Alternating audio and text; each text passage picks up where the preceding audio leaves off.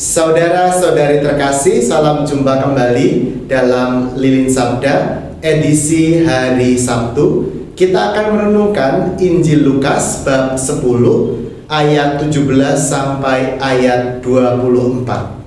Dalam perikop yang pertama diceritakan tentang kembalinya ke-70 murid yang sudah diutus Yesus untuk mewartakan Injil ke desa dan kota-kota. Ketika para 70 murid ini kembali kepada Tuhan Yesus, maka Yesus sangat bersukacita. Dikatakan di ayat 21 dan 22. Pada waktu itu juga bergembiralah Yesus dalam Roh Kudus dan berkata, "Aku bersyukur kepadamu, Bapa, Tuhan langit dan bumi, karena semuanya itu Engkau sembunyikan bagi orang bijak dan orang pandai, tetapi Engkau nyatakan kepada orang kecil. Ya Bapa, itulah yang berkenan kepadamu." Saudara-saudari terkasih dalam Kristus, kita tahu bahwa ada tingkatan rasa sukacita atau rasa bahagia. Dalam bahasa Inggris, hal ini tampak jelas. Ada happiness, itu adalah rasa senang. I am happy.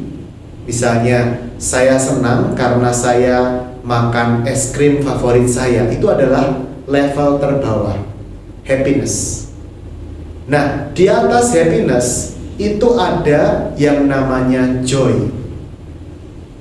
Kalau seorang mengatakan I am joyful, itu dia mengatakan saya berbahagia. Tingkatannya ada di atas happiness. Nah, Tuhan Yesus dalam Injil Lukas bab 10 ayat 21 itu bukan hanya happy, tetapi dia joyful. Bahkan bukan sembarang joyful, tetapi apa? Bergembiralah Yesus dalam Roh Kudus. Kenapa Yesus sampai bergembira dalam Roh Kudus? Karena Yesus kemudian semakin menyadari bahwa kedahsyatan keagungan Allah itu dinyatakan melalui orang-orang kecil dan sederhana, seperti ke-70 murid yang adalah orang-orang biasa yang diutus oleh Yesus, kemudian pulang membawa kabar sukacita setelah mereka mewartakan Injil di banyak tempat. Mereka memenangkan banyak jiwa, menyelamatkan banyak jiwa.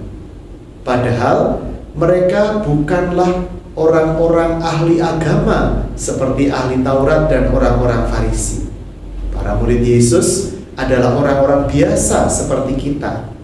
Ada yang nelayan, ada yang petani, ada yang bahkan orang-orang yang dianggap berdosa pada saat itu, misalnya para pemungut cukai dan sebagainya.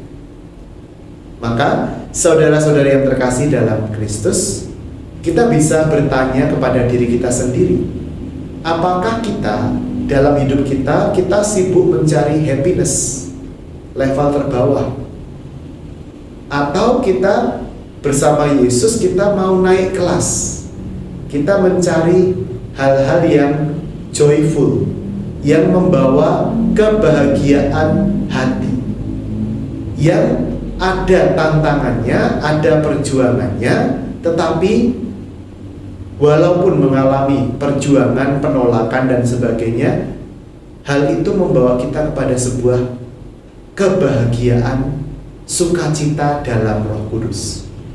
Semoga kita mencari joy dan bukan hanya sibuk mencari happiness. Tuhan memberkati kita dalam nama Bapa dan Putra dan Roh Kudus. Amin.